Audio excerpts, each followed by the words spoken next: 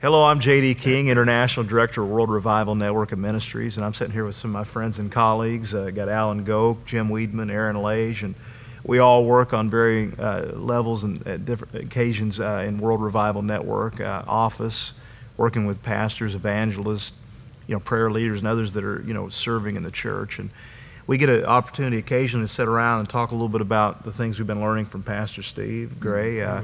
Pastor Steve's a very gifted speaker, preacher, leads a whole massive revival movement today, and he speaks to hundreds, literally thousands of pastors and leaders. And as a great leader, as a great overseer of so many ministries and what have you, we want to learn from him. There's a lot of great insights that he has. Absolutely. And we think today, as we watch this video clip, we want you to watch it and listen in with us as we kind of talk about what we've learned from Pastor Steve. And the clip that we have today is from a sermon he did recently. This is from Mark chapter 5.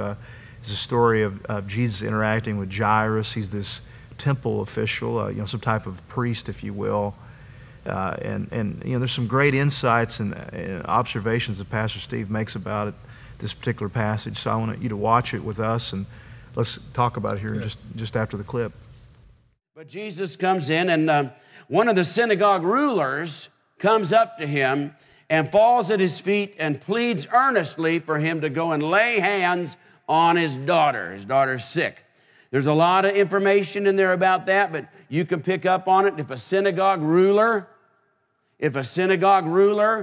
is on his face, something of God's going on.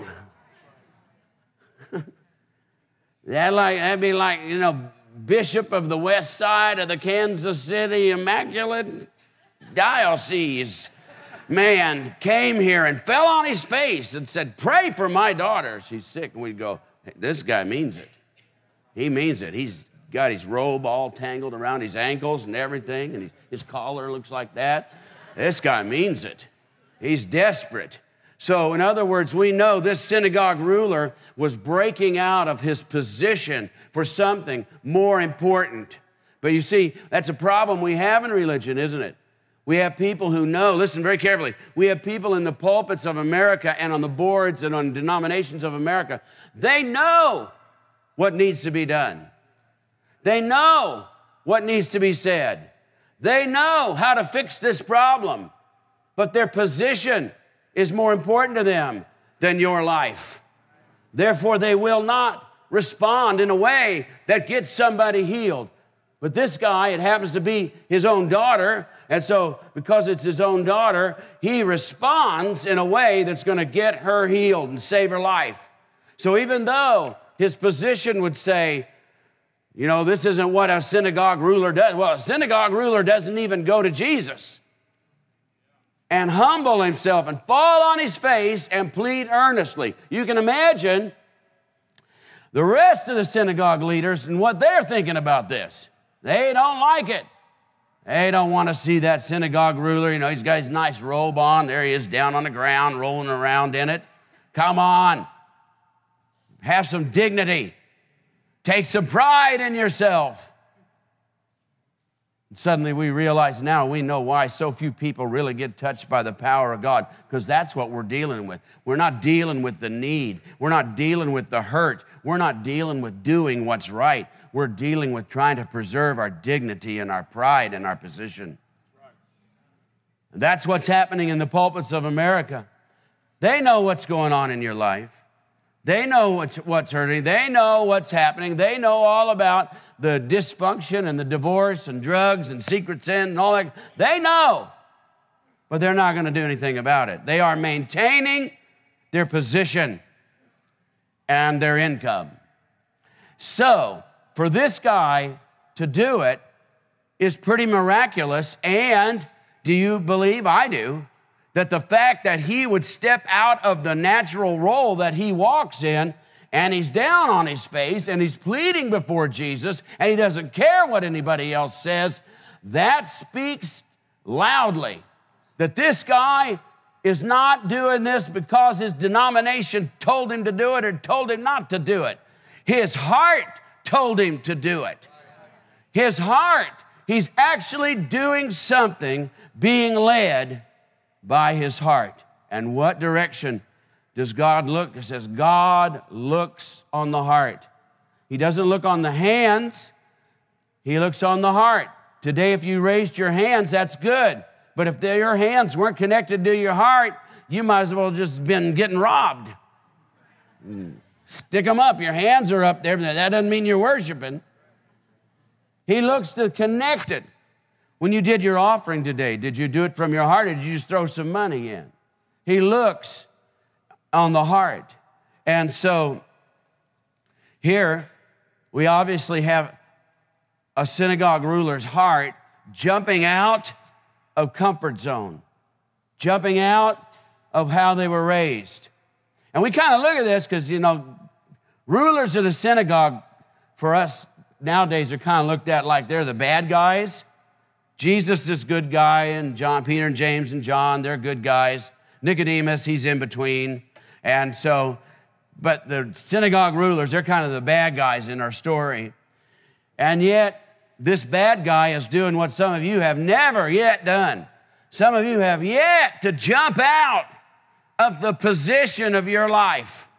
Yet, to be in the presence of God and still be controlled by your position, by your pride, by your upbringing. You still haven't faced Jesus with your heart. You still haven't responded with your heart. It's not that you don't feel a little heart in there, but when your heart realizes this is Jesus, this is the kingdom, this is eternity, this is Jesus who was, all things were created by him. He is the Word of God come flesh. He was there in the beginning, he'll be there at the end. All the things that he is, and you get the revelation of that, then there has to come some time in your life when you're not controlling your position before him in a dignified way, where your dignity, your pride, and your position is dictating your reaction. There has to come in everybody's life a revelation so big that it overrides their comfort zone. It overrides the way they were raised. It overrides what everybody else is doing. It overrides the denomination that says, we don't do that here. You turned to him and you said, well, you are today. You will today, because I'm going to stop being controlled by religious people, and I'm going to stop being controlled by backsliders. I'm going to stop being controlled by half-hearted, lukewarm, I could care less religious people who are dominating our churches. And I'm going to jump out of this skin and into the presence of God. Wow, I love what Pastor Steve, has to say about, these issues. Church leaders sometimes are so trapped, if I can just say it. That's good. Mm-hmm. Here we are. He talked about Jairus. Here he is. He kind of talked about him being a temple official with certain expectations, with a certain stature, a certain, sense of respect. And maybe how surely a lot of these. Temple leaders and others, they had that same stature, and they didn't want to be humiliated in any way. Right. They didn't want to show too much emotion. Exactly. They didn't want to look foolish in front of all the people. But somehow in the midst of all this, Jairus just says, I don't care. I don't care if I look foolish. I don't care if people look down on me. My daughter needs a touch from God. I need a breakthrough from the Lord right now. Yeah. So I'm going to earnestly, I'm going to just move heaven and earth if I have to. I'm going to show some emotion. I'm going to show some passion. I'm going to look dishonorable, maybe, if you will, in the middle of all these people. What a fascinating insight. Aaron, what do you think here? Well, I think one of the first things that comes to my mind is that what we're waiting for? Are we waiting for that desperate moment where somebody's dying before we finally get moved? Yeah, that's a good point. Does somebody have to die or be dying exactly. for you to Yeah. finally cry out to God in desperation? Yeah. Or are we going to come to that realization that we need him, whether somebody's dying or not, and be Yeah. willing to, like you said, almost be humiliated before the Lord Yeah. to get a response, to see something change, to see heaven moved? Yeah. What are we waiting for? Are we waiting Exactly. for that near-death experience to Yeah. wake up? Yeah, that's probably a good point here. We're so unmoved, so concerned with our image, our status. Yeah. I hear all these leaders talking about how tired they get, like on Sundays and stuff. And I think sometimes the reason why is because they're up there being a fake all morning, projecting a certain spirituality, a certain humbleness, a certain sense of concern that's not really who they are. Wow. So they have to put on like this show, all Sunday. So finally, Sunday gets over with, and they finally get to sort of rest for a minute because it's so tiring, because they're so fake and they're so projecting status and posture and again, I don't want to it's not like I'm being ugly here, but the pastors' wives that put on that painted smile, it's kind of, and here it is, we're putting on the show. It's like we're so afraid for anybody to see us, maybe in less than ideal circumstances. You know what I mean? Alan, you know what I'm talking about. One question I have is, why is it that that pastors, or Jairus for that matter, refused to even respond before that? It's like Aaron was saying, does it take tragedy or something major? Why is there a response, and what is causing that to happen? Yeah. And is it really maybe the religious system that we've adapted our lives to? Yeah, that's an a good point. adaptation to the system. Yeah, just keep it middle of the road, take it easy, not too much, not too little. Stay in the lines. Yeah, that revival stuff, that's a little too much. It's dangerous. Exactly. Of course, I don't know if you guys have noticed this or not, but I've met with these pastors and they say, JD, I want revival for my church. I'm thinking, what about you? Right. Yeah. It's like, they're envisioning like the fire of God falling down on their church and God moving through the room, and suddenly people are falling on their knees, they're weeping, crying out, maybe speaking in tongues, whatever, rolling on the floor, whatever it might be. And like they're imagining that, but they're imagining themselves standing upright. There you go. With strength, right, looking like a man or a woman of God, somebody with stature. They don't see themselves on the floor. Right. They don't see themselves. So they want revival as long as they can keep their stature. Yeah. So we want everybody else to be humiliated by a move of God, to be brought low, but then we get to stand tall with God, and it's like, so even in revival, like people are happy for everybody else, like even those, that are more evangelistically motivated. It's like, I want all those people out there to have to repent. There you go. There you go. I want all those people to have to weep, but I'm going to stand strong because I'm the man of God, or I'm preaching the word, or all this stature. Pastor Steve said this, and I know you guys have heard it.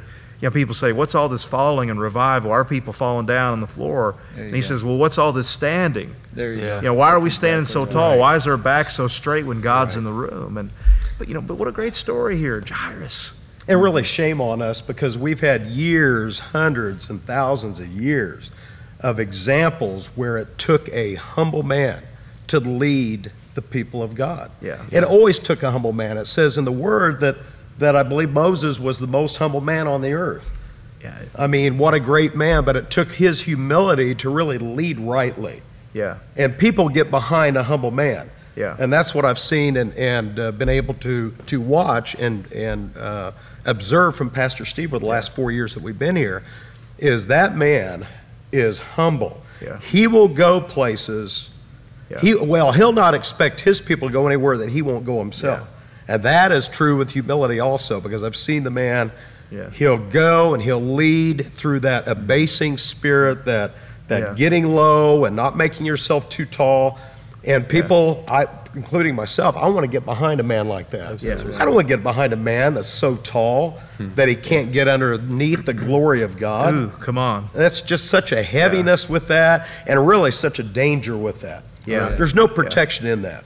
Yeah, I think that sometimes we don't understand prayer and worship as it's properly to be stated, because we see it as something that gives us energy or stature, when really, particularly worship is about making ourselves, if you will, worth less or worth low. and that God being worth more. I mean, so by very nature, worship debases us. Right. That's a theology a lot of people don't like. And Oh, yeah. prayer, if prayer is done right, it's utter submission You bet. to who the Lord is, His identity, His purposes, His vision. But here it is. We got revival. I mean, and you guys all know this. We're working with churches and leaders, and we're saying, hey, we're in an hour of revival. There's glory. There's opportunity to encounter God. And leaders, they look at it and they go, well, that's good and all. Maybe I'll check it out a little bit. But there's that unwillingness to be like Jairus. Right. No earnest response. No crying out. No getting on their face. I mean, over the years, I've watched some leaders who are willing in their their time to pray.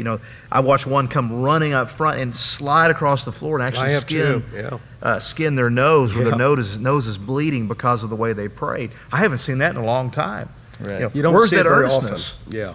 Where's that sense of I need God so desperately Desperation. that I'm willing to do whatever I have to do? I mean, Aaron, what do you think? I mean, I'm thinking too is as far as leaders go, it's easy to feel like a hypocrite. And everybody's felt that, or am I being a hypocrite? And you might have even thought through it before. Am I being a hypocrite by maintaining my stature or whatever?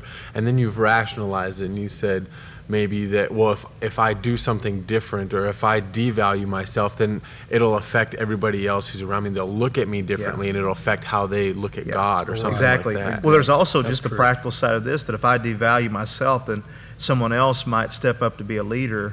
And so I'll lose my paycheck, or I'll lose, I lose my ability. It's kind of like I have to, look, unwavering in every way, or someone else is going to take my job from me. I think there's that feeling. Because what they're wanting is a strong person to fill that position. Right. And if I show any form of humility or abasement, There you go. then I'll lose that stature that my people are looking for. Yeah. When all along, the people are thinking, I wish my pastor would just crack and let his heart come apart and see a little snot running and a little tears rolling. We don't think that. We think that that's a sign of weakness, and we think, the world tells us that that's a sign of weakness. Oh, well, I apologize. I'm getting a little tearful. Well, we need to see a little more of that. And I'm not saying you stand around and you cry all day long, but there is a sign of humility that proves out and shows, through tears and through, that Lord. That we need to be ready to respond, ready to experience something, ready. I mean, where is that brokenness? Where is that willingness to say, I need the Lord. I need to be on my face. I need, it's kind of like if you know of revival taking place, why are you so quick to take that, that distant posture, like I'm just going to go check it out? Well, how do you even know what you're, who gives you the ability to assess whether it's good or bad? How do you even know? I mean, if you've been in, a dead, dry environment, you might not even know what a move of God looks like. Wow. How can you make the call? You may not be able to. One of the things and what is the attitude behind that? And part of it is a need of nothing. I have need of nothing. I'm projecting an image here, and that image is making people happy, or at least they think I've got it together. Right, and Alan. now that sense of pride, I've seen our pastor, and I just recently saw him begin to talk about when God literally brought him low, and as he began to speak about that, I saw just in a glimpse of the heart of the man. And I think that's really part of the issue that we're dealing with. We've got leaders that really don't have a heart for God. And so now we've become so hard, and we've crossed our arms, and we're saying, hey, we've got this together, look at me. And inside there's that covering, that protection of who we are. And so we can't get low because we're still trying to maintain that image. And let me be fair a little bit here for a minute. I mean, I do understand among church leaders that there are a lot of hard things happening. Sometimes there's disappointments, there's betrayals, and sometimes that posture of strength or whatever has been, a protection, a coping mechanism, if you will. And I understand that, and I don't want to belittle that. I understand those issues. But here's the thing I'm trying to say. We've got to get beyond that. I mean, this can't be about you just trying to protect yourself. You can't do a good enough job. Right. And on another note here, this can't be just about you trying to protect and preserve your position, your paycheck. I mean, I understand that a lot of churches are very, I don't know what you want to say, tentative. There's stuff, things are held together by a shoestring, so to speak. It's frayed, and you're trying to hold it together, and it's hard. I understand as a leader, Sure. I get that. Yeah. But why are you working so hard in the flesh, and why are you trying to signify your strength and your posture, and trying to defend a posture, or a position that sometimes isn't worth defending? I mean, in some cases, the best thing you could do is just let the thing collapse. Yeah. There you go. Right. Move on to the next assignment, Right. or let the thing fall apart and let the Lord begin to build it back up. And I mean, I understand the issues of money. I understand that, if you're a man and you're married, you got a wife that needs security, and she's concerned about those issues. But we cannot allow those fears, those posturing, to create in us a need of nothing attitude, as you were saying, and cause us, as revival comes before us, and we are going to go and weigh it out and check it out and ease into it because we're so worried that it might, rock the boat a little bit here, that it might cause some issues. Well, one of the other things too, and you're talking about this, is that causing or creating a problem for us because we might lose somebody. Yeah. Oh, there's more to that than meets the eye. Well, that is, Sure. and let me say this right here. You embrace revival, you go for it. You may look dumb. You may lose a little money early on, and you may lose some people. Yeah. Right. But this isn't about short-term issues. I mean, That's this isn't right. about short-term losses. This is about how do we build a healthy congregation. There you go. How do we move into the future? But how about this? How about you regaining some of your genuine God-given humanity where you can feel again, Right. where you can laugh again, where you can have relationships, where you can not just be driven by all these issues and concerns, but you begin to actually be able to, establish what God is saying and what He's doing. I mean, it's kind of like, yeah, you may lose something here as you embrace God, but what you gain is so much better. So much There better. you go. And in the long run, if you really do this and you become that kind of God leader that's anointed of God, that's empowered by God. I mean, when I say God leader, I don't mean you are God, but I mean you're God inspired, God empowered. When you become that kind of leader, people like that. They're drawn You to bet that. they like it it. may be different ones than the people you already have, but that's Right. all right. That's all right. Maybe some of those ought to, pack their bags and head on somewhere else. Right. It's kind of like what Paul said. Paul said, I think it was Paul said to Timothy, who bewitched you?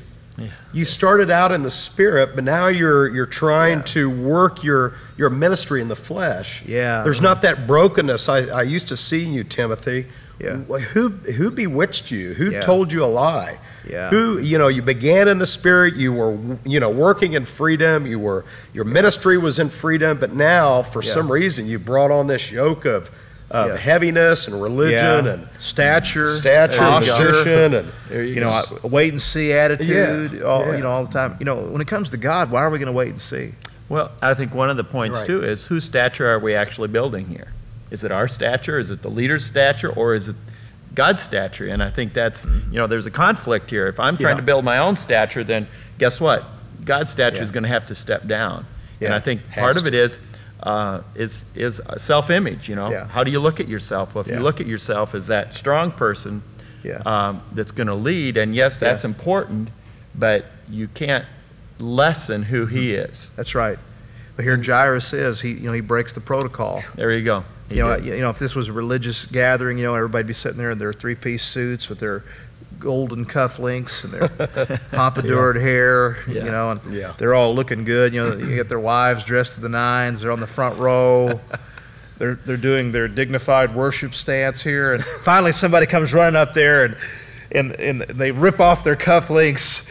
And they pull out their shirt tail, and their hair's messed up, and they're like, God, I need you, God. And you can just feel it in the air, and you can feel the revulsion of religion. Like, how could they? How dare you? How they look that way? Right. I mean, they look like a commoner. They look like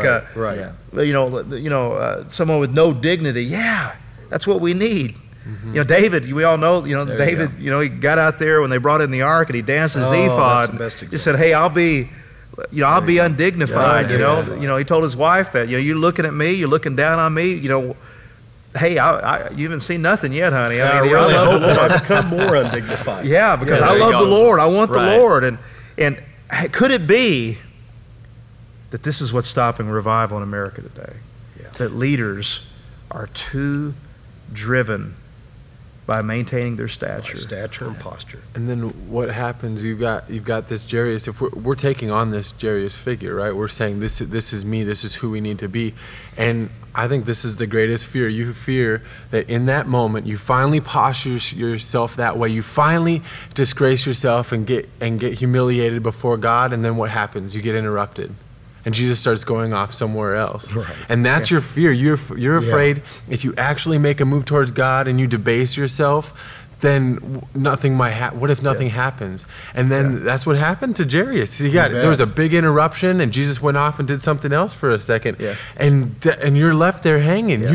Jesus, I just humiliated myself in front of you and in front of this whole crowd, and now you're looking another way. Yeah, exactly. Well, that's the thing. Good. It's like we're afraid to risk with God. There you go. Let's be realistic. I mean, we give an offering, and like we're saying, Lord, now I want to return.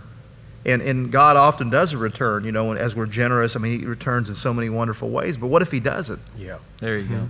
Is it, the attitude should be we do what is right, we do what's honorable. I mean, the broken position, even if nothing good comes of it, even if you lose your job, even if everyone looks down their nose at you. If your still daughter right. still dies. Yeah, I mean, our daughters are dying today, and right. we're too afraid to do anything about Exactly. it. Yeah. Our churches are dying, Right. and everybody wants to sit around and let's get a church growth program. Let's go load up and go to Bill Hybels, or let's go do this and let's go do that. I mean, but how about just getting on your face? Right. There you go. How about saying, I need God? How about saying, I need to find out what it means to be earnest in my petition and my praying? That's right. I think sometimes what happens is maybe if we just continue to keep doing what we've been doing, maybe something will change. Jairus could have said, well, let's do what we were doing. Maybe this is going to help my daughter. He knew it was over with. It's done. Had to happen It's over. then. That's Something's got to change, and Something's that's gotta really give. what we're seeing in the church Exactly. today. And let me say this here. I'm going to look right in the camera here. Some of you, your daughter's dying right now. What are you going to do about it? I mean, she is on her deathbed. Your church It's true. is on its deathbed, and you're still sitting there trying to figure out some way to work your way, and fix it, yourself.